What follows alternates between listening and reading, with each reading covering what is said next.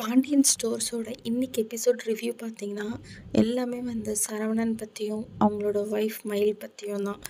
மயில் வந்து ரொம்பவே ஆசையாக 2 கோட் வந்துருச்சு. சரி நம்ம ப்ரெக்னெண்ட்டாக இருக்கணும்னு நினச்சி போய் ஸ்கேன் பார்ப்பாங்க.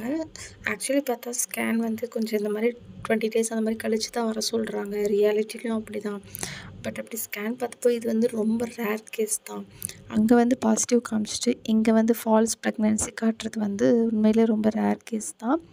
ஸோ அந்த மாதிரி ப்ரெக்னென்ட் இல்லைன்னு சொன்னதுமே எல்லாருக்கும் டோட்டல் அப்செட் ஆகுது.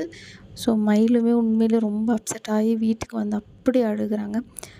சரவணன் பார்த்தினா அவங்க அப்பா கிட்டே போய் சொல்லி his acting is really very good. அவங்க ரொம்பவே நல்லா ஆக்ட் பண்ணி அவங்க அப்பா கிட்ட வந்து ரொம்பவே டல்லாக பேசுகிறாங்க.